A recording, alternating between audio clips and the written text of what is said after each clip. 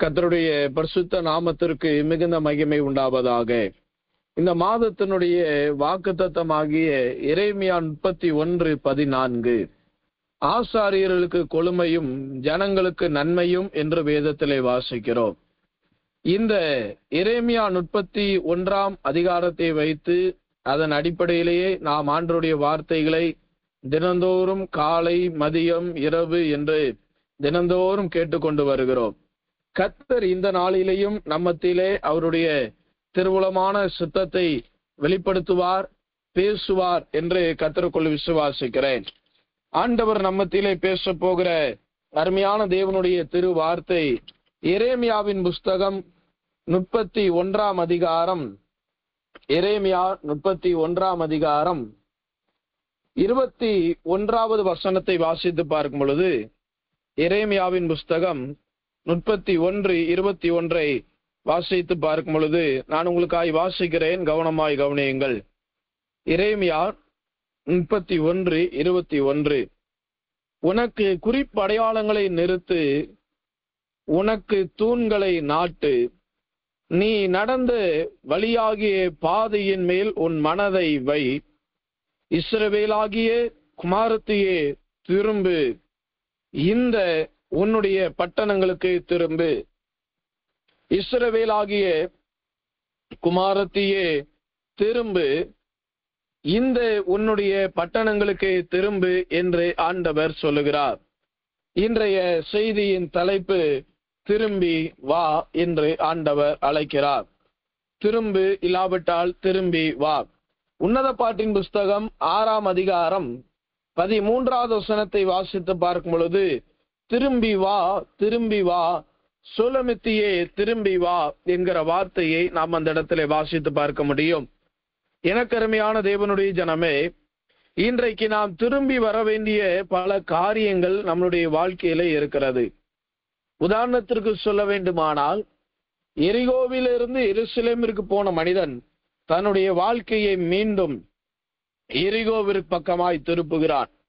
தேவன் அவனை மீண்டும் எடுத்து இந்த எரிகோவின் பக்கம் இருந்து அவனை எருசலேமிற்கு நேராக தேவன் திருப்புகிறார். நம்மளுடைய வாழ்க்கை திருப்ப வேண்டிய ஒரு பகுதிகள் இந்த நாளிலே காணப்படுகிறது. இந்த ஆவிக்குரிய வாழ்க்கை என்பது பிரயாணங்கள் நிறைந்த வாழ்க்கை. எந்த ஒரு மனிதன் முதலாவது இயேசுவை தன்னுடைய சொந்த இரட்சகராய் ஏற்றுக்கொள்கிறார்களோ, அதன் பின்பு அவர்கள் ஞானஸ்தான சத்தியத்திற்குள், உபதேசத்திற்குள் கடந்து வர வேண்டும். அந்த உடன்படிக்கையை எடுத்து முடித்த பின்பு அவர்கள் பரிசுத்த ஆவி என்கிற அந்த அபிஷேகத்திற்குள், அந்த புதிய உடன்படிக்கைக்குள் கடந்து வர வேண்டும். அந்த அபிஷேகத்தை பெற்றுக்கொண்ட பின்பு அவர்கள் ஆவிக்குரிய வளர்ச்சியில் சத்தியத்தை நன்றாய் அறிந்தவர்களாயிருக்க வேண்டும். சத்தியத்தை அறிந்த பின்பு உபதேசத்திலே ஊறினவர்களாய், தேறினவர்களாய் அவர்கள் வளர வேண்டும். உபதேசத்திலே வளர்ந்த பின்பு அவர்கள் கட்டப்பட்டது போல அநேகரை அவர்கள் கட்ட வேண்டும், கட்டுவிக்க வேண்டும். எல்லாவற்றுக்கும் மேலாக இறுதியாக குறைவிலிருந்து ஆரம்பித்த நம்மளுடைய வாழ்க்கை பூரணத்திலே போய் முடிய வேண்டும். இதுதான் ஆவிக்குரிய வாழ்க்கையில வருகிற ஒரு டிராவலிங். இதுதான் ஆவிக்குரிய வாழ்க்கையில வருகிற ஒரு பிரயாணம். எனக்கு அருமையான தேவனுடைய ஜனமே, நாம் போய்கொண்டிருக்கிற பிரயாணத்தின் பாதை சரிதானா? ஒரு இடத்திற்கு போய்கொண்டு இருக்கிறோம், வழி தெரியவில்லை என்றால் நம்ம அந்த இடத்திலேயே நின்று விட மாட்டோம். இல்லாவிட்டால் இல்ல போய் பார்க்கலாம், ரொம்ப குழப்பத்திற்குள்ள போய்கொண்டே இருக்க மாட்டோம். திரும்பி நம்ம இடத்திற்கு நம்ம வருவோம். இன்றைக்கு ஆவிக்குரிய வாழ்க்கையிலே, நம்மளுடைய தனிப்பட்ட ஜீவியத்திலே திரும்ப வேண்டிய பல பகுதிகள் இருக்கிறது. ஆண்டவர் சொல்லுகிறார், இந்த பட்டணத்திற்கு திரும்பு, இஸ்ரவேல் குமாரத்தியே நீ திரும்பு. உங்களையும் என்னையும் ஆண்டவர் பார்த்து சொல்லுகிறார், நீங்கள் போய்கொண்டிருக்கிற பாதையிலிருந்து முதலாவது திரும்புங்கள். நீங்கள் நின்று கொண்டிருக்கிற இடத்திலிருந்து முதலாவது திரும்புங்கள். ஆண்டவர் சொல்லுகிறார், குமாரத்தியே நீ திரும்பு. திரும்பும்படி ஆண்டவர் மீண்டும் ஒரு விஷயம் நம்மளுக்கு நல்ல வாய்ப்புகளை தேவன் கொடுக்கிறார், நல்ல நேரத்தை தேவன் கொடுக்கிறார், நல்ல சந்தர்ப்பங்களை தேவன் கொடுக்கிறார். திரும்பு என்று ஆண்டவர் சொல்லிக் கொண்டே இருக்கிறார். ஆனால் மனிதர்கள் என்ன சொல்லுகிறார்கள்? நீர் எங்களை திருப்பும், அப்பொழுது நாங்கள் திரும்புவோம் என்று தேவனிடத்திலேயே முரண்டு பிடிக்கிற மனிதர்களாய் காணப்படுகிறார்கள்.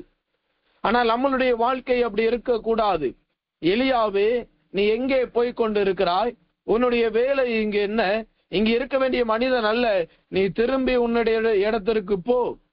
ஒரு தேவனுடைய பிள்ளைக்கென்று தேவன் என்று ஒரு இடத்தை ஆயத்தம் பண்ணி வைத்திருக்கிறார். ஆண்டவர் சொல்லுகிறார், நீ திரும்பினால் இந்த பட்டணம் உன்னுடையதாய் மாறும். எனக்கருமையான தேவனுடைய ஜனமே, உங்களுடைய தனிப்பட்ட வாழ்க்கையில் எந்த பகுதியில் போய் கொண்டிருக்கிறீர்கள்? எப்பேற்பட்ட சூழ்நிலையில் பிரயாணம் பண்ணி கொண்டிருக்கிறீர்கள்? எந்த வழியிலே நடந்து கொண்டிருக்கிறீர்கள்? எந்த வழியிலே ஓடிக்கொண்டிருக்கிறீர்கள்? காலையில் மலர்ந்து மாலையில் மடியும் மலராய் மனிதன் ஓடுகிறான் என்று பழைய பரிசுத்தவான்கள் பாடினார்கள். இன்றைக்கு எதற்காக ஓடுகிறோம்? எதற்காக போகிறோம்? எந்த பகுதியிலே போகிறோம் என்று தெரியாமலே நம்மளுடைய மனக்கண்கள் இருளடைந்து போயிருக்கிறது. ஆண்டவர் சொல்லுகிறார், திரும்பு. 2 விதமான திருப்பங்கள் உண்டு. ஒன்று சரீர பிரகாரமான ஒரு திருப்பம், இன்னொன்று மனதிலே ஒரு திருப்பம். முதலாவது தேவை, மனதிலே ஒரு திருப்பம் வேண்டும். மனம் போன போக்கிலே போகிறார்கள் என்று வேதமும் சொல்லுகிறது, உலகத்தாரும் சொல்லுகிறார்கள். நம்மளுடைய வாழ்க்கையிலே நான் திரும்ப வேண்டிய அந்த பகுதிக்குள்ளாக திரும்பி வரும்படி நாள்தோறும் ஆண்டவர் காத்து கொண்டிருக்கிறார்.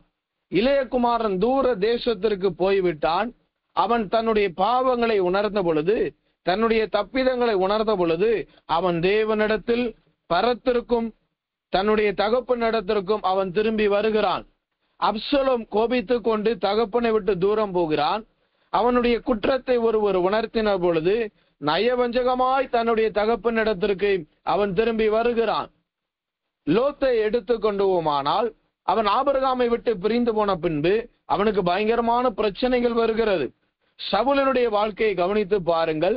அவன் கழுதையை தேடி போய் 3 நாட்கள் பிரயாணம் பண்ணி பின்பு தன்னுடைய தகப்பனிடத்தில் திரும்பி வருகிறான். இன்றைக்கு அநேகருடைய வாழ்க்கையிலே திருப்பங்கள் மிகவும் அத்தியாவசியமாய் காணப்படுகிறது. இன்றைக்கு நீங்களும் நானும் எங்கே திரும்ப வேண்டும் என்று ஆண்டவர் பிரியப்படுகிறார். உங்களுடைய வாழ்க்கையும் என்னுடைய வாழ்க்கையும் எப்பேற்பட்ட திருப்பத்திற்குள் வர வேண்டும் என்று தேவன் எதிர்பார்த்து கொண்டிருக்கிறார். ஆண்டவர் சொல்லுகிறார், இஸ்ரவேல் குமாரத்தையே முதலாவது திரும்பு. நீங்களும் நானும் திரும்பினால்தான் இந்த பட்டணம் உனக்குடையதாய் மாறும். யாக்கோபை ஆண்டவர் சொன்னார், நீ திரும்பி உன் தகப்பனிடத்திற்கு போ, அந்த பட்டணம் உன்னுடையது. நீங்களும் நானும் திரும்பாவிட்டால் நாம் அநேக ஆசீர்வாதங்களை இழந்து போய் விடுவோம், அநேக நன்மைகளை இழந்து போய் விடுவோம். மனம் போன போக்கிலை போனது போதும், சுயத்தின் அடிப்படையிலே போனது போதும், மனிதனுடைய ஆலோசனையிலே நீங்கள் நடந்தது போதும், மற்றவர்களுடைய ஆலோசனையிலே நடந்தது போதும், சொப்பனங்களை பார்த்து கொண்டு ஏதோ ஒரு அர்த்தத்தை வைத்துக் கொண்டு அந்த அர்த்தத்திலே வாழ்ந்து நடந்தது போதும், மற்றவர்களுடைய பிள்ளைகளுடைய இல்லாவிட்டால் உங்கள் பிரியத்தின் ஆலோசனையிலே நடந்தது போதும், மருத்துவர்கள் ஆலோசனையிலே நடந்தது போதும், மதியற்றவர்களுடைய ஆலோசனையிலே நடந்தது போதும், ஆண்டவர் சொல்லுகிறார், இவை எல்லாவற்றையும் விட்டு என்னிடத்தில் திரும்பு. இஸ்ரவேல் குமாரத்தையே திரும்பு. யாருடைய ஆலோசனையில் நடக்கிறீர்கள்? எந்த தீர்மானத்திலே நடந்து கொண்டிருக்கிறோம்? எந்த வழியிலே போய் கொண்டிருக்கிறோம்? எப்பேற்பட்ட பாதையாயிருந்தாலும் எல்லாமல்ல தேவன் சொல்லுகிறார், நீ திரும்ப வேண்டிய காலம் இது.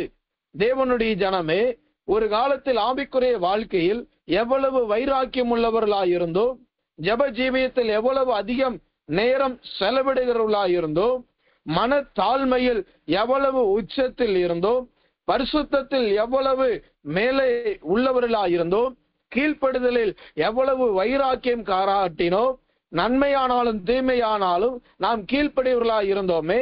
இன்றைக்கு அந்த கீழ்ப்படிதலை எங்கே? தேவன் கொடுத்த பரிசுத்தம் எங்கே? தேவன் கொடுத்த தேவன் அன்பின் மீது இருந்த அந்த வைராக்கியம் எங்கே?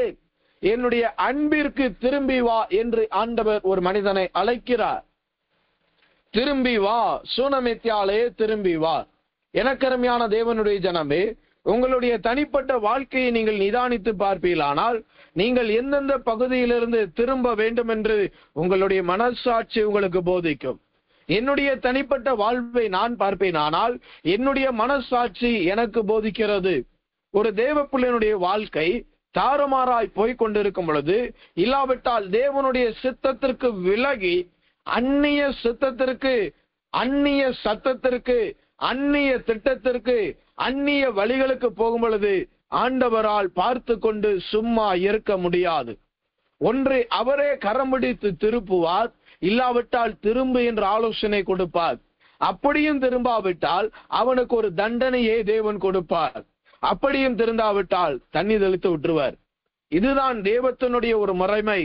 ஒரு குறிப்பிட்ட அளவுதான் ஆண்டவர் சொல்லிக் கொண்டே இருப்பார். நீ திரும்பு, நீ திரும்பிக் கொண்டே வா, நீ திரும்பி என்னிடத்திலே வா. ஒரு கணவனும் மனைவியும் அவர்கள் காரிலே பிரயாணம் பண்ணி கொண்டு இருந்தார்கள். அந்த காரிலே பிரயாணம் பண்ணி கொண்டிருக்கும் பொழுது அந்த கணவனார் வேகமாய் தன்னுடைய வாகனத்தை இயக்கி கொண்டு போனார். வேகமாய் இயக்கி கொண்டு போன உடனே அந்த மனைவியும் அந்த காரை இயக்குவதற்கு நன்கு பயிற்சி பெற்றவர்கள். அந்த காரை இயக்கி கொண்டு போகும் பொழுது திடீரென்று இடையில் எதிர்பாராத விதத்தில் சாலையில் பெரிய ஒரு பள்ளம் இருந்தது. அந்த பள்ளத்தில் அவர் விட்டு இருந்தால் அவருக்கு மிகப்பெரிய அடிகள் கண்டிப்பா ஏற்பட்டு இருக்கும். மிகப்பெரிய விபத்துகள் ஏற்படாவிட்டாலும் ஏதேனும் சரீரத்துல காயங்கள் கண்டிப்பா ஏற்பட்டு இருக்கும்.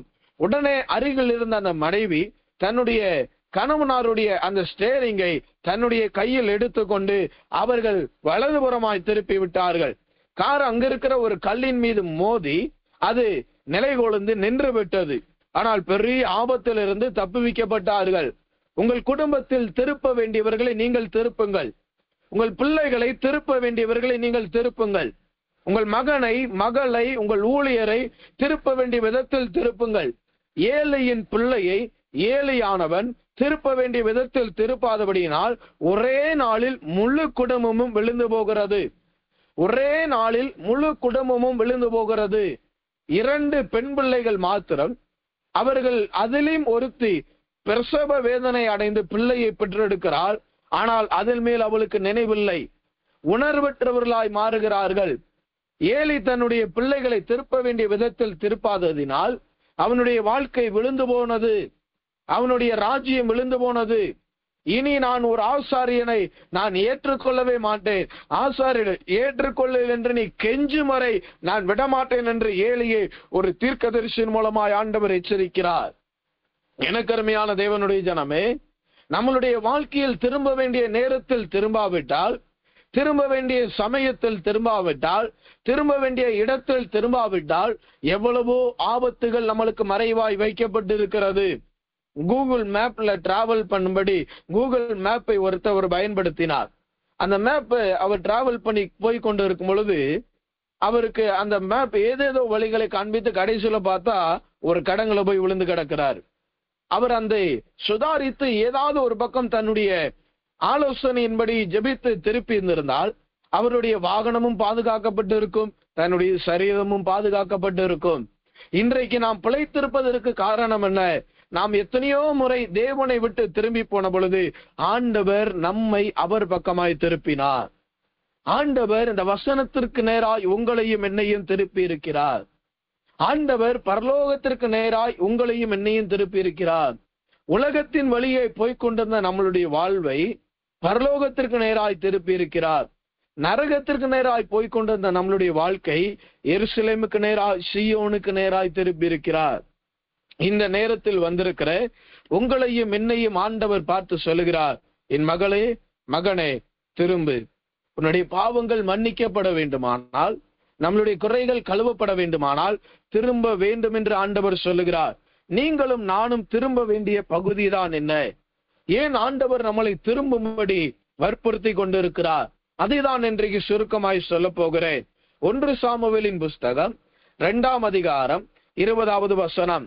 1 சாமுவேல் 2:20 வாசித்து பார்க்கும் பொழுது, ஏலி எல்கானாவையும் அவன் மனைவியும் ஆசீர்வதித்து, இந்த ஸ்திரீ கர்த்தருக்கென்று ஒப்பு கொடுத்ததற்கு பதிலாய் கர்த்தர் உனக்கு அவளாலே சந்தானம் கட்டளையிடுவாராக என்றான்.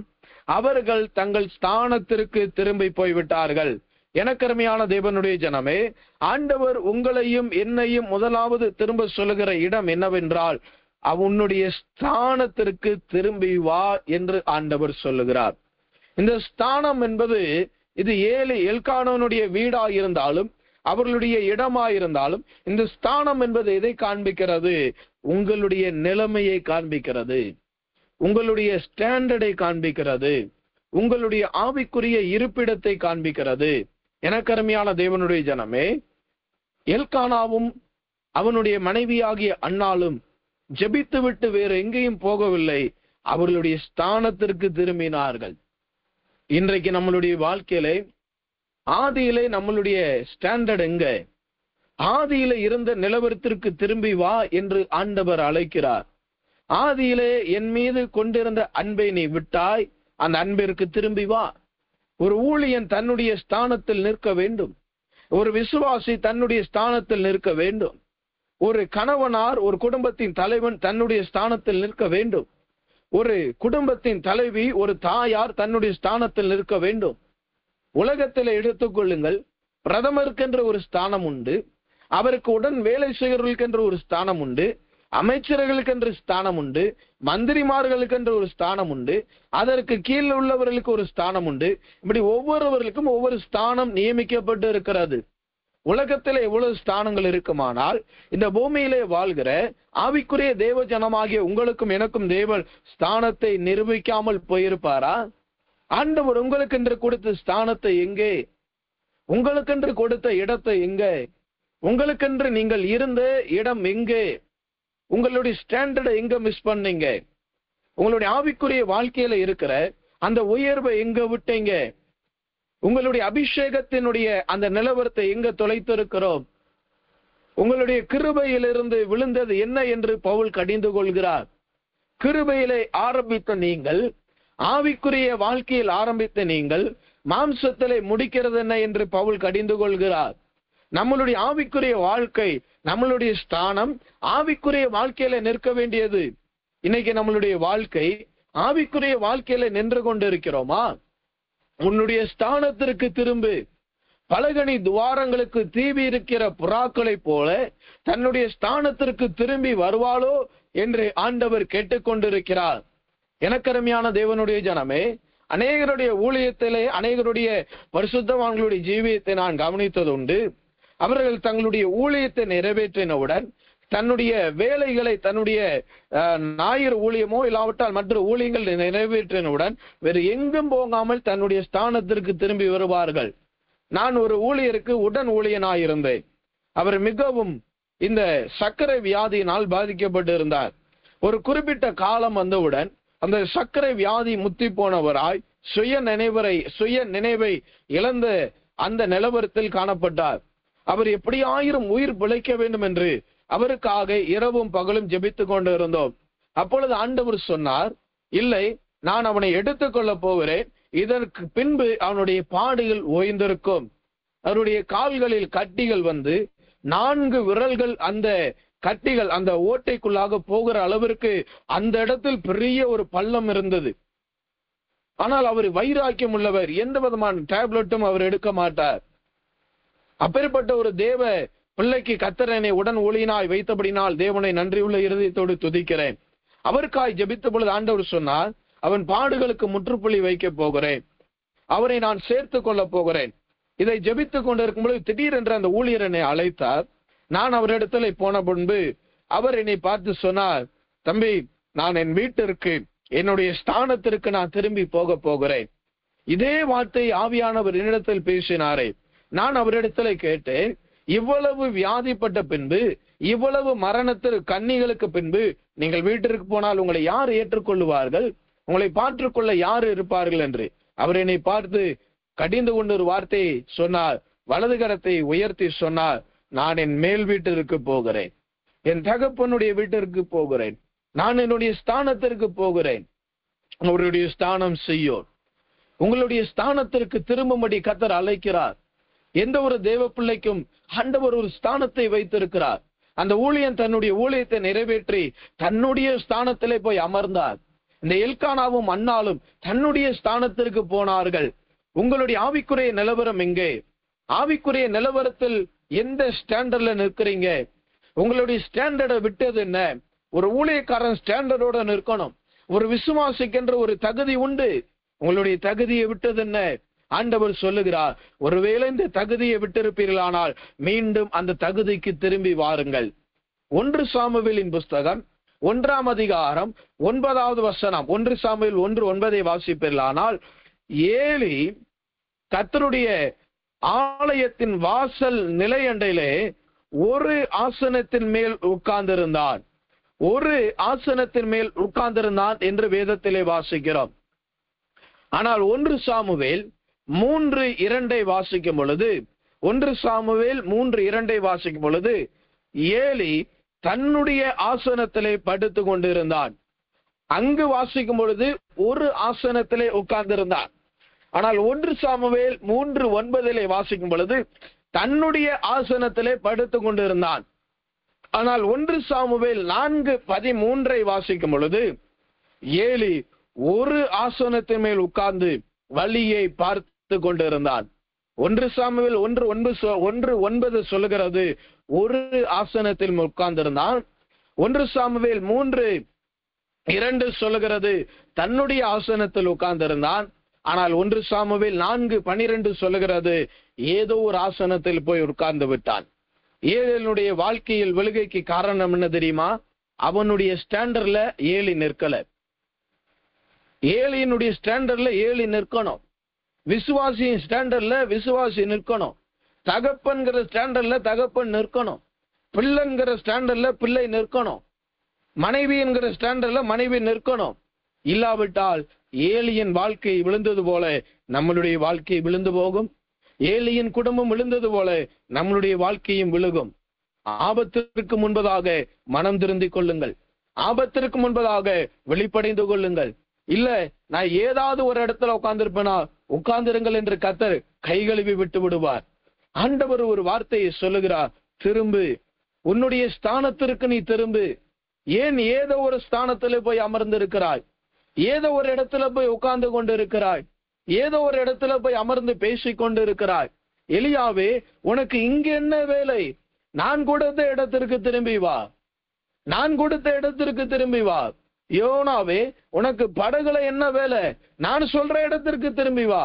ரூத்தே, உனக்கு மோவாப்ல என்ன வேலை? நீ பெத்லகேம்ல இருக்க வேண்டிய ஆளு, நீ இங்க வந்து என்ன செய்து கொண்டு இருக்கிறாய்? நீ பெத்தேல்ல இருக்க வேண்டிய ஆளு, இங்க வந்து என்ன செய்து கொண்டு இருக்கிறாய்? உங்களுடைய ஸ்தானத்தில், என்னுடைய ஸ்தானத்தில் நான் நிற்க வேண்டும். இல்லாவிட்டால் அது வீழ்ச்சிக்கு வழிவகுக்கிறது. இஸ்ரவேல் குமாரத்தையே, திரும்பு. எங்க திரும்ப வேண்டும்? உன்னுடைய ஸ்தானத்திற்கு திரும்பு.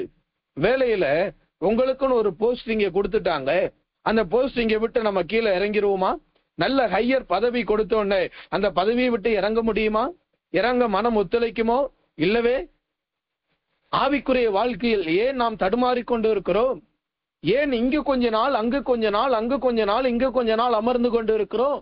ஏழைய போல கொஞ்ச நாள் நம்ம ஸ்தானத்துல, இன்னொரு நாள் வேறொரு ஸ்தானத்துல, சூரியனும் சந்திரனும் தன்னுடைய ஸ்தானத்திலே தரித்து நின்றது. எசேக்கியாவின் காலத்திலே அந்த எலும்புகள் எல்லாம் சேனைகளாய் மாறி தன்னுடைய அணிகளிலே அவைகள் நின்றது. கர்த்தரை துதித்து பாடுகிற அந்த கேருபீன்களும் சேராபீன்களும் தன்னுடைய ஸ்தானத்தில் வந்து நின்றது. பரிசுத்தவான்களும் 24 மூப்பர்களும் தன்னுடைய ஸ்தானத்திலே வந்து நின்றார்கள். இதெல்லாம் ஒரு ஒழுங்கு. ஒழுங்கிலே முதலாவது நிற்க கடவும். ஜெபத்திற்கு வந்துட்டானா ஜெபத்துலதான் இருக்கணும். இந்த விசுவாச மார்க்கத்திற்குள்ள வந்த பிறகு அவிசுவாச மார்க்கத்திற்கு போய் உட்காராதீங்க.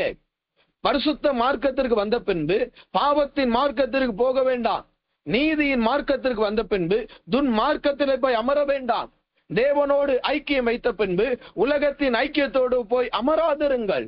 உங்களுடைய ஸ்டாண்டர்ட்ல நீங்களும் நானும் நிற்க வேண்டிய காலகட்டத்திற்கு வந்திருக்கிறோம்.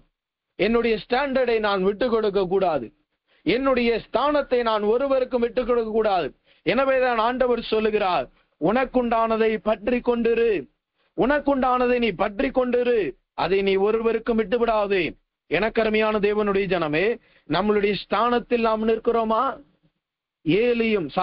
எல்கானாவும் அன்னாலும் ஜெபம் முடித்து ஏலியினிடத்தில் ஆசீர்வாதம் பெற்றவுடன் அவங்க வேற எங்கேயும் போகல, நேரடியா அவங்க ஸ்தானத்திற்கு போயிட்டாங்க.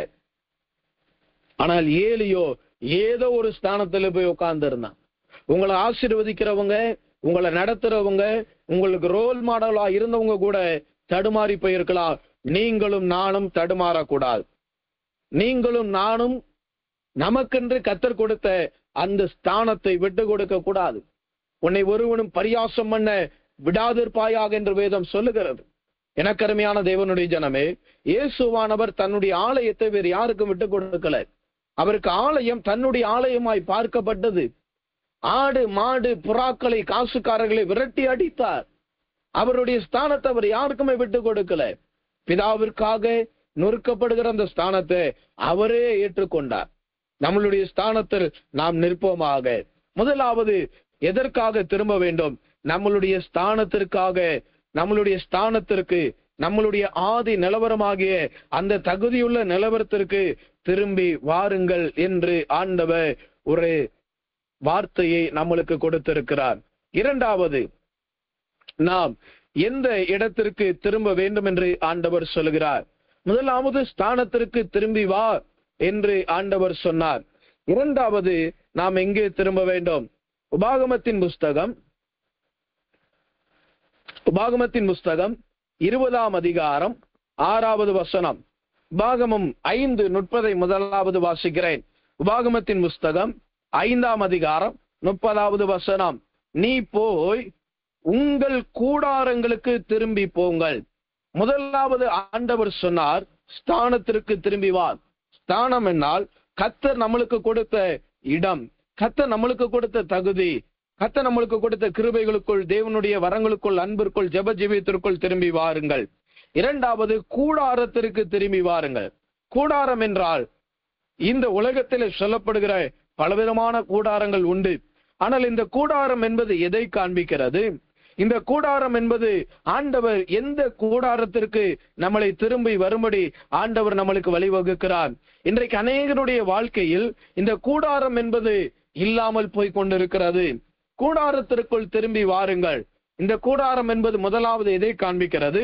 எபிரேயரின் புஸ்தகம் 9ஆம் அதிகாரம் 3வது வசனம்.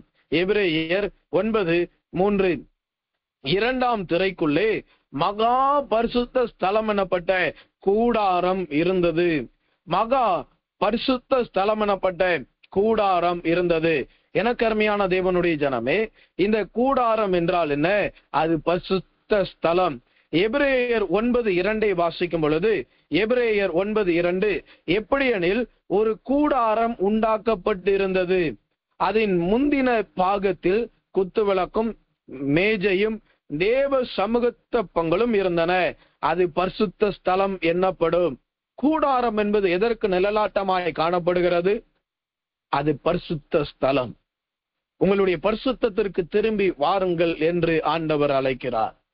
முதலாவது தேவன் அழைக்கிறார், உன்னுடைய ஸ்டாண்டர்டுக்கு திரும்பி வா. இரண்டாவது, உங்களுடைய பரிசுத்தத்திற்கு திரும்பி வாருங்கள். ஆதியிலே பார்வையிலே பரிசுத்தம், பேச்சில பரிசுத்தம், நடக்கையில பரிசுத்தம், கிரியையிலே பரிசுத்தம், எல்லா இடங்களிலும் பரிசுத்தம் உள்ளவர்களாயிருந்தோம். சீயோன் தீட்டுப்படுவாளாக, எங்களுடைய கண்கள் அவளை பார்ப்பதாக என்று அவளுக்கு விரோதமான ஜாதியார்கள் கொக்கரித்துக் கொண்டிருக்கிறார்கள் என்று வேதம் சொல்லுகிறது. சீயோன் தீட்டுப்பட வேண்டும் என்பதுதான் பிசாசின் நோக்கம். சீயோன் பரிசுத்தமாய் இருக்க வேண்டும் என்பது தேவனுடைய திருவுள சித்தம். சீயோன் குமாரத்தையே, இஸ்ரவேல் குமாரத்தையே, தீட்டுகளை அகற்றி போடுங்கள். நம்மளுடைய வாழ்க்கையில் ஆதியிலே இருந்த அந்த பரிசுத்தம் எங்கே? நான் அடிக்கடி சொல்லுவது உண்டு, 20 வயதில் தான் பரிசுத்தம் தேவை என்று அல்ல. 93 வயதிலையும் ஆபிரகாமை பார்த்து ஆண்டவர் சொல்லுகிறார், எனக்கு முன்பதாய் உத்தமனாய் நடந்து கொண்டிரு, எனக்கு முன்பதாய் உத்தமனாய் நடந்து கொண்டிரு, எனக்கு முன்பதாய் நடந்து நீ உத்தமனாயிரு. ஆவிக்குரிய வாழ்க்கை என்பது மரணம் வரைக்கும் நம்மளுடைய வாழ்க்கையிலே பரிசுத்தம் தேவை. மரண பரியந்தம் பரிசுத்தம் தேவை. இன்னைக்கு நான் பரிசுத்தமா இருந்துட்டேன், என்னால முடிந்த அளவுக்கு நான் பரிசுத்தமா இருந்துட்டேன், இதுக்கு மேல இருக்க முடியாது. யார் அப்படி முடிவெடுக்க சொன்னது? எந்த பரிசுத்த ஜீவியத்தை குலைச்சலாக்கி போட்டு இருக்கிறோம்? ஆவிக்குரிய வாழ்க்கையிலே கண்களிலே ஒரு பரிசுத்தம், பேச்சிலே ஒரு பரிசுத்தம், நடக்கையிலே ஒரு பரிசுத்தம், நம்மளுடைய செயல்பாடுகளிலே பரிசுத்தம், நம்மளுடைய கிரியைகள் அனைத்தும் பரிசுத்தம் உள்ளதா இருக்க வேண்டும். முதலாவது நம்மளுடைய வீடு சுத்தமுள்ளதாய் காணப்பட வேண்டும். அதன் பின்புதான் பரிசுத்தம் வரும். பரிபூரணமான சுத்தம்தான் பரிசுத்தம். பரிபூரணமான சுத்தம் தான் பரிசுத்தம் என்று சொல்லுவார்கள். நம்மளுடைய வீடுகள் சுத்தமுள்ளதாய் காணப்படுகிறதா? இருதயம் சுத்தமுள்ளதாய் காணப்படுகிறதா? இன்னைக்கு அநேகருடைய மொபைல் போனை வாங்கி பார்ப்போம்னா அதை தருவதற்கு அவ்வளவு மனசங்கடம். அது வாலிபர்களாய் இருக்கட்டும், வயோதிபர்களாய் இருக்கட்டும், முதிர்ந்தவர்களாய் கூட இருக்கட்டும், அவருடைய மொபைல் போனை வாங்குவதற்கு கூட அவ்வளவு லாக்.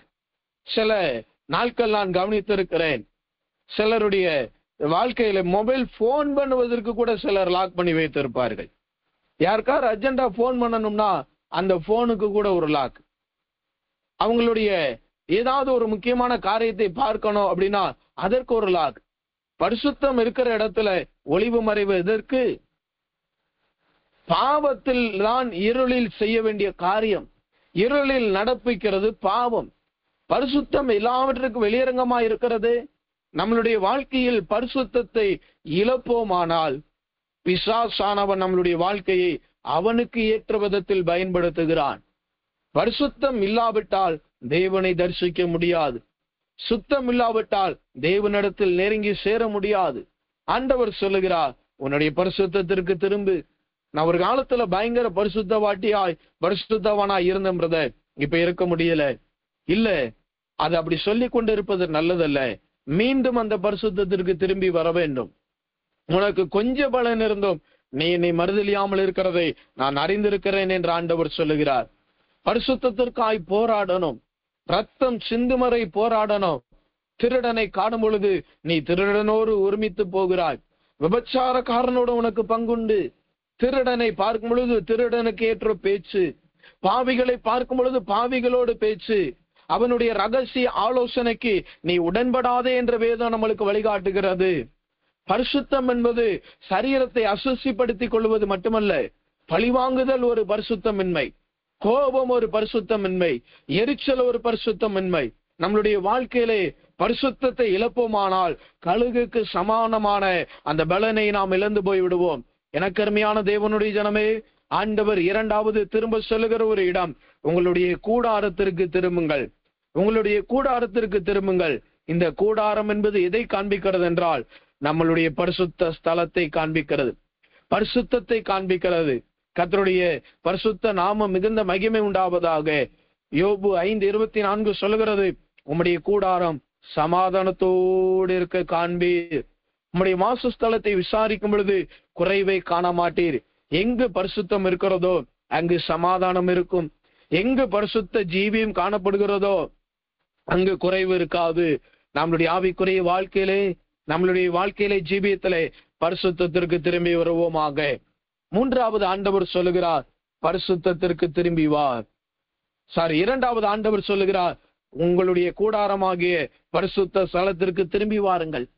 வாலிபனே, வாலிப பிள்ளையே, ஜெபத்தில் இருக்கிற யாவராயிருந்தாலும் பரிசுத்தத்தை விட்டு விட்டேன், இனி பரிசுத்தமாய் வாழ முடியாது, இனி என் பேச்சை கண்ட்ரோல் பண்ண முடியாது. அதிகமா பேசுறது கூட பாவம் தான். சொற்களின் மிகுதியினால் பாவம் இல்லாமல் போகாது. வேதம் வாசியாமல் இருப்பது ஒரு பாவம். சாமுவேல் சொல்லுகிறார், நான் உங்களுக்காய் ஜெபிக்காமல் இருப்பேன், ஆனால் அது ஒரு பாவம். நம்மளுடைய வாழ்க்கையில எத்தனையோ விதமான பாவங்கள் நம்மளுடைய வாழ்க்கையில காணப்பட்டு கொண்டிருக்கிறது. ரகசிய பாவங்கள் உண்டு, வெளியரங்கமான பாவங்கள் உண்டு, எத்தனையோ பாவங்கள், மறைமுகமான பாவங்கள் நம்மளுடைய வாழ்க்கையில காணப்பட்டு கொண்டிருக்கிறதா? இந்த பாவம் தேவனையும் உங்களையும் என்னையும் நம்மளையும் பிரித்து விடுகிறது. நம்மளுடைய வாழ்க்கையிலே பாவத்தை விட்டு தேவனுக்கு நேராய் ஓடி வருவோமாக. ஆண்டவர் சொல்லுகிறார், கூடாரத்திற்குள் ஓடிவா, கூடாரத்திற்குள் ஓடிவா. எனக்கு அருமையான தேவனுடைய ஜனமே, நாம் தேவனுடைய வார்த்தைக்கு இணங்கி, தேவனுடைய சத்தத்திற்கு இணங்கி நாம் கூடாரத்திற்குள் வருவோமானால் ஆண்டவர் நம்மளை கிருபையாய் பாதுகாப்பார். நம்மளுடைய வாசஸ்தலம் சமாதானமாய் இருக்கும். கர்த்தருடைய பரிசுத்த நாமத்திற்கு மிகுந்த மகிமை உண்டாவதாக. மூன்றாவது, ஆண்டவர் எங்கே திரும்பி வா என்று ஆண்டவர் அழைக்கிறார். ரூத்தின் புஸ்தகம் 1 அதிகாரம் 6வது வசனம். ரூத் 1:6. கர்த்தர் தம்முடைய ஜனங்களை சந்தித்து அவர்களுக்கு ஆகாரம் அருளினார் என்று அவள் மோவாப் தேசத்திலே கேள்விப்பட்டு தன் மருமக்களோடே கூட மோவாப் தேசத்திலிருந்து திரும்பி வரும்படி எழுந்து, இங்க ஒரு சம்பவம் நாம் எல்லாம் அறிந்த காரியம்தான். ரூத்தினுடைய வாழ்க்கையிலே நகோமி செய்த ஒரு காரியம். நகோமி மோவாப் தேசத்திலிருந்து அவள் எழுந்து வர வேண்டும் என்று ஆண்டவர் ஆசைப்படுகிறார்.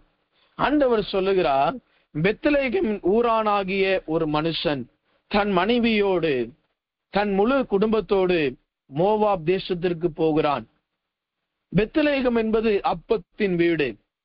தேவன் போஷிக்கிற இடம்தான் இந்த பெத்லெகேம். இன்றைக்கு ஆண்டவருடைய ஊழியத்திற்காக திரும்பி வாருங்கள் என்று ஆண்டவர் அழைக்கிறார். எனக்கருமையான தேவனுடைய ஜனமே, இந்த ரூத்தினுடைய இல்லாவிட்டால் நகோமியினுடைய வாழ்க்கையை பார்ப்போமானால், மோவாபிற்கு போனவுடன் எல்லாவற்றையும் இழந்து விடுகிறாள். இந்த மோவாப் என்பது ஒரு தவறுதலான பிறப்பின் மூலமாய் உண்டாகிற ஒரு தேசம். இதை நான் சுருக்கமாய் சொல்ல வேண்டுமானால், தேவ சித்தம் இல்லாத இடத்தில் இராதிருங்கள், திரும்பி வாருங்கள். பெத்லெகேம் என்பது தேவனுடைய சித்தம் நிறைந்த இடம். அங்கிருக்கிற ஜனங்கள் பஞ்சத்தை சகித்து கொண்டுதான் இருந்தார்கள். ஒரு சின்ன உபத்திரம் வந்த உடனே தேவ சித்தத்தை விட்டு வெளியே போகாதீங்க. தேவனுடைய தீர்மானத்தை விட்டு வெளியே போகாதீங்க. தேவனுடைய சித்தத்தை விட்டு வெளியில வருவோமானால் நம்மளுடைய வாழ்க்கை பரலோக ராஜ்யத்திற்கு கேள்விக்குறியான வாழ்க்கையாய் மாறிவிடுகிறது. இன்றைக்கு அநேகருடைய வாழ்க்கை தேவ சித்தத்திற்கு வெளியே வருகிற, இல்லாவிட்டால் தேவ சித்தத்திற்கு விட்டு ஓடி விடுகிற ஒரு வாழ்க்கையாய் காணப்படுகிறது. அநேக விசுவாசிகளை, தேவ ஜனங்களை நான் பார்த்திருக்கிறேன். அவர்களுடைய வாழ்க்கையில நன்மை நடக்கும் வரை, தேவைகள் சந்திக்கப்படும் வரை, அவர்களுடைய ஜபங்களுக்கு பதில் கிடைக்கும் வரை அவர்கள் தேவனை விட்டு விலக மாட்டார்கள். தேவனுடைய ஊழியர்களை விட்டு விலக மாட்டார்கள். பெத்லெகேமிலேயே இருப்பார்கள், ஜபத்திலேயே இருப்பார்கள். அந்த ஊழியரை விட்டுவிடவே மாட்டார்கள். ஆனால் எல்லாம் கிடைத்து ஆண்டவர் அவர்களை ஒரு ஸ்தானத்திலே உயர்த்தி வைத்த பின்பு ஊழியனையும் மறந்து விடுவார்கள், தேவனையும் மறந்து விடுவார்கள். என்னாகமத்தின் புஸ்தகம் 16ஆம் அதிகாரம் 50வது வசனத்தை வாசித்து பார்க்கும் பொழுது, அங்கு ஒரு கூட்டம் திரும்பி வந்தார்கள். என்னாகமம் 16:50, மோசேயினிடத்திலே திரும்பி வந்தார். மோசேயினிடத்திலே திரும்பி வருகிறார்கள். யோசுவா 10:21 வாசிக்கும் பொழுது யோசுவாவின் இடத்திற்கு திரும்பி வந்தார்கள். இந்த மோசே யோசுவா என்பது யாரை காண்பிக்கிறது? நடத்திப்புக்காரர்களை காண்பிக்கிறது. நடத்திப்புக்காரர்களிடத்திலே திரும்பி வாருங்கள். உங்களை நடத்துகிறவர்களிடத்தில் திரும்பி வாருங்கள். மோவாப்புல போய் உட்கார்ந்துகிட்டு இருக்க என்ன வேலை? தேவனுடைய சித்தம் உங்களை வழி நடத்துகிறது. தேவனுடைய சித்தத்திற்கு திரும்பி வாருங்கள். ஒரு ஊழியர் உங்களை வழிநடத்தும் பொழுது அந்த ஊழியரிடத்திற்கு திரும்பி வரணும். அந்த ஊழியர் மூலமாய் பல நன்மைகள், பல ஆசீர்வாதங்கள், பல ஸ்லாக்கியங்கள் நம்மளுக்கு கிடைத்திருக்கலாம். எல்லாம் கிடைத்தவுடன் இந்த மோசே பார்த்து, ஜனங்களை பார்த்து ஆண்டவர் மோசே ஜனங்களை பார்த்து சொல்லுகிறான், தேசத்தை வேவு பார்த்து வாருங்கள். வேவு பார்த்துட்டு எனக்குன்னு போய் அவங்க போய் இந்த திராட்சை செடிக்கு கீழே படுத்து தூங்கல, அங்க போய் கூடாரம் போடல. மோசே இருக்கட்டும், இஸ்ரவேல் ஜனங்கள் இருக்கட்டும், தேடி வந்தா போய்க்கலான்னு சொல்லல. இந்த யோசுவாவின் ஜனங்களும் அப்படி செய்யல. சொன்னதை செஞ்சு முடிச்ச உடனே திரும்பி வருகிறாங்க. தேவைகள் நிறைவேறின உடனே, தன்னுடைய காரியத்திலே உபத்திரவம் வந்த உடனே எல்லாரும் என்ன செய்கிறார்கள்? பெத்லெகேமை விட்டு மோவாபிற்கு போகிறார்கள். இன்னைக்கு அநேகருடைய வாழ்க்கையிலே தேவைகள் நிறைவேறும் வரைதான் பெத்லெகேம். பெத்லெகேம்ல ஒரு உபத்திரவம், நடத்திப்புக்காரின் மூலமாய் ஒரு கடிந்து கொள்ளுதல், நடத்திப்புக்காரர்கள் மூலமாய் ஒரு உபத்திரவம், ஒரு சின்ன ஒரு போராட்டம் வந்துடுச்சுன்னா இந்த ஊழியரே தேவையில்லை. ஆனால் அவர்களை வளர்த்து விட்டது அந்த ஊழியர், அவர்களை முன்னாடி கொண்டு வந்தது அந்த ஒரு ஊழியர், அவர்களுக்காக இரவு முழுவதும் போராடினது அந்த ஊழியர், அவர்களுக்காக உபவாசம் செய்தது அந்த ஊழியர். நீங்கள் கேட்கலாம், இதெல்லாம் ஊழியனுடைய கடமைதானே? ஊழியருடைய கடமையை ஊழியர் செய்கிறார், நம்மளுடைய கடமையை நாம் செய்கிறோமா? இஸ்ரவேல் ஜனங்களை நம்பிதானே மோசே கானான் தேசத்திற்கு போய் சுற்றி பாற்று விட்டு வாருங்கள் என்று அனுப்பினார். மோசேயின் நம்பிக்கையை இஸ்ரவேல் ஜனங்கள் அவமாக்கவில்லை. இன்னைக்கு அநேக சிறகடித்து பறக்கும்படி ஆசைப்பட்டு கொண்டிருக்கிறார்கள். ஒன்று சொல்லிக்கொள்ள ஆசைப்படுகிறேன், என்றைக்கு தேவனுடைய சித்தமாகிய ஊழியனுடைய நடத்திப்புக்கு வெளியில கால் வைக்கிறோமோ அன்றைக்கு சீமைக்கு நடந்தது நம்மளுக்கு நடக்கும். உங்களை நடத்துகிறவர்கள் உங்களுக்காக எப்பொழுதும் விழித்திருக்கிறபடியினால் அவர்கள் துக்கத்தோடு அல்ல, சமாதானத்தோடு செய்யும்படி நடந்து கொள்ளுங்கள். ஒருவேளை துக்கத்தோடு செய்வீர்களானால் அது உங்களுக்கு பிரயோஜனமாய் இருக்க மாட்டாது. எத்தனையோ பேரை ஊழியத்திற்காக இந்த மகன் ஊழியத்திற்கு உதவியா இருப்பார், தேவனுக்காக ராஜ்யத்தை கட்டுவதற்கு உதவியா இருப்பார் என்று சொல்லி அந்த மனிதன் மீது நம்பிக்கை வைத்து, அந்த தேவ பிள்ளையின் மீது நம்பிக்கை வைத்து, உபத்திரவத்திலே பொறுமையாயிருந்து ஊழியன் தன்னுடைய சரீரத்தை வற்புறுத்தி கொண்டு, தன்னுடைய நேரத்தை குறைத்து கொண்டு, தன்னுடைய குடும்பத்தோடு செலவிடுகிற அந்த நேரத்தை குறைத்து கொண்டு, அவர்களுக்காக இரவும் பகலும் ஜெபித்து அவர்களை ஒரு லெவலுக்கு கொண்டு வந்த உடனே மேல இருந்து கீழே குனிஞ்சு பார்க்கறதுக்கு கொஞ்சம் கஷ்டமாயிருது. கானான் தேசத்துக்கு போன உடனே மோசையை இஸ்ரவேல் ஜனங்கள் மறக்கல. தேசத்தை சுதந்திர பங்கு போடணும், சுத்தி பார்த்துட்டு வாங்கன்னு சொன்ன உடனே யோசுவாவின் ஜனங்கள் யோசுவாவை மறக்கல. ஆனால் இன்றைக்கு இஸ்ரவேலுக்குள் இல்லாத ஒரு பாவம் நமக்குள்ள இருக்கிறது. ஊழியர்களை மறந்துடுறாங்க. ஊழியர் இடத்துல திரும்பி வரணும். எனக்கருமையான தேவனுடைய ஜனமே, பெத்லகேம் இருக்குன்னா பெத்லகேம்ல தான் இருக்கணும். மோவாப்புல போய் என்ன வேலை? ஊழியனோடு ஐக்கியப்பட்டிருக்குன்னா ஊழியனோட தான் ஐக்கியம் இருக்கணும். உங்களை வளர்த்து விட்ட பின்பு, இல்லாவிட்டால் நல்ல ஆசீர்வாதங்கள் வந்த பின்பு, ஆவிக்குரிய வாழ்க்கையில முன்னேறின பின்பு அவர்களை எட்டி மிதிப்பது அவ்வளவு நல்லதல்ல. சீமையை வளர்த்தது தாவீதா கூட இருக்கலாம். ஆனால் அந்த தாவீது சீமையை தூசிக்க ஆரம்பிச்சிட்டான். அவனுக்கு சம்பவித்தது என்ன? சாலமோனை வளர்த்தது யார்? எனக்கு அருமையான தேவனுடைய ஜனமே, நம்மளுடைய வாழ்க்கையில நடத்திப்புக்குள் திரும்பி வரணும். தேவ சுத்தத்திற்குள்ள திரும்பி வரணும். பெத்லகேம்ல பஞ்சம் வரும், உபத்திரவம் வரும், காயங்கள் வரும், அடிகள் வரும், மெதிகள் வரும், சொல்ல முடியாத பிரச்சனைகள் வரும். ஊழியர்கள் நம்மளை நடத்துகிற பாதைகள் வித்தியாசமா இருக்கும், கடினமா இருக்கும், சூழ்நிலை புரியாதது போல இருக்கும், எதிரும் புதிருமா இருக்கும். அதெல்லாம் நம்ம பார்க்க வேண்டிய அவசியமே இல்லை. பாழாய் கிடக்கிற நம்மளுடைய பட்டணம், நம்மளுடைய நகரமாகிய நம்மளுடைய ஆவிக்குரிய வாழ்க்கை கட்டப்படணும்னா, நகோமியின் வாழ்க்கை கட்டப்பட்டது போல, ரூத்தின் வாழ்க்கை கட்டப்பட்டது போல நம்மளுடைய வாழ்க்கை கட்டப்படணும்னா தேவ சித்தத்திற்குள், நடத்திப்புக்காரர்களுக்குள் திரும்பி வாருங்கள். உங்களை நடத்துகிற ஊழியக்காரனுடைய கரத்திற்கு திரும்பி வரணும். ஆகாரனுடைய வாழ்க்கை கட்டப்படுவதற்கு காரணம் ஃபர்ஸ்ட் கீழ்ப்படிதல் தான். சாரால் கூட கீழ்ப்படியில. ஆகார் தேவனுடைய வார்த்தைக்கு கீழ்ப்படிந்து அடங்கி இருந்தார். போனவர் திரும்பி வந்தா சாரால் சும்மா இருப்பாளா? இன்னும் கொஞ்சம் பிரஷர் கொடுத்திருப்பா, இன்னும் கொஞ்சம் போராட்டம் பண்ணிருப்பா. எதுக்கு வந்து காயப்படுத்த? அதெல்லாம் தேவையில்லை. எனக்கு கர்த்தருடைய வார்த்தை போதும். எனக்கு தேவ சித்தம் செய்யணும். எனக்கு கர்த்தருடைய வார்த்தை தான் முக்கியம். எனக்கு என்னை நடத்துறதுலாம் முக்கியம். பரிசுத்தவான்கள் என்னை கொட்டினால் நலமாயிருக்கும், அதன் தலைக்கு எண்ணெயை போல இருக்கும். நல்லா வளர்ற வரைக்கும் ஜெபம், தேவைகள் சந்திக்கப்படுகிற வரைக்கும் ஊழியக்காரனை யூஸ் பண்ணிட்டு, தேவனை யூஸ் பண்ணிட்டு, இம்மைக்கு மாத்திரம் கிறிஸ்துவை பின்பற்றுகிறவர்கள் பரிதபிக்கப்படத்தக்கவர்கள் என்பதை மறந்து போய்விட வேண்டாம். ஆண்டவர் சொல்லுகிறார், திரும்பு. மோசேயின் இடத்திற்கு, யோசுவாவின் இடத்திற்கு இஸ்ரவேல் ஜனமாகிய என் ஜனங்கள் திரும்பினது போல, என் மகனே, என் மகளே, மோவாப்பை விட்டு பெத்லகேமுக்கு திரும்பு. தேவனுடைய சித்தத்திற்கு திரும்பு. முதலாவது ஆண்டவர் எங்கே திரும்பி வரும்படி சொல்லுகிறார்? என்னுடைய ஸ்தானத்திற்கு திரும்பி வா. உங்களுடைய ஸ்தானத்திற்கு திரும்பி வாருங்கள். அந்த ஸ்தானத்திலே திரும்பி வந்து நில்லுங்கள். கர்த்தர் உங்களை பலப்படுத்துவார். இரண்டாவது, கூடாரத்திற்கு, கூடாரமாகிய பரிசுத்த ஸ்தலத்திற்கு திரும்பி வாருங்கள். மூன்றாவது, தேவனுடைய நடத்திப்புக்காரர்களிடத்தில், ஊழியரிடத்தில் திரும்பி வாருங்கள். அவர்களை விசாரியுங்கள். அவர்கள் குறைவிலை உதவி செய்யுங்கள். பவுல் சொல்கிறார், என் குறைவிலை என் ஜனங்கள் உதவி செய்தார்கள். கண்ணை கேட்டா கொடுக்க ஆயத்தம். இன்றைக்கு நம்மளுடைய வாழ்க்கை எப்படி? பெத்லகேமை விட்டு வெளியிலே போயிருப்போமானால், தேவ சுத்தத்தை விட்டு வெளியிலே போயிருப்போமானால் திரும்பி வாருங்கள். கண்களை மூடுவோம். எல்லாரும் தேவ சமூகத்திற்கு ஒப்பு கொடுப்போம். அல்லேலூயா. கர்த்தாவே, திரும்பி வா என்று என்னை பார்த்து நீர் அழைக்கிறேன். என்னை இழுத்துக் கொள்ளும், நான் ஓடி வருவேன் என்ற ஒரு வார்த்தை உண்டு. காரணத்தினால் நான் உன்னை இழுத்தேன் என்று ஆண்டவர் மறுபதில் சொல்லுகிறார். இந்த நேரத்திலையும் ஆண்டவரை விட்டு, தேவனுடைய ஸ்தலத்தை விட்டு, உங்களுடைய ஸ்தானத்திலிருந்து நீங்கள் தள்ளப்பட்டு இருப்பீர்களானால், பரிசுத்த தீபியத்திலிருந்து விலகி போயிருப்போமானால், தேவ சுத்தத்தை விட்டு வெளியிலே விலகி போயிருப்போமானால், ஊழியரும் வேண்டாம், ஊழியமும் வேண்டாம், விலகி போயிருப்போமானால், நடத்திப்புக்கு கீழ்ப்படிவதற்கு கடினமாயிருந்து சுயத்திற்கும் மனமோன போக்கில இடத்திற்கு இடம் கொடுத்திருப்போமானால், ஆண்டவர் ஒரு வாய்ப்பு கொடுக்கிறார். திரும்பி வா. சூனமேத்தியாலே திரும்பி வா. இஸ்ரவேல் குமாரத்தையே திரும்பி வா. சீயோன் குமாரத்தையே திரும்பி வா. அவர்கள் திரும்பி வந்தால் என்ன நடக்கும் தெரியுமா? ஆடலுடன், பாடலுடன், சத்தத்துடன் அவர்கள் திரும்பி வருவார்கள். கம்பீர சத்தத்துடன் திரும்பி வருவார்கள்.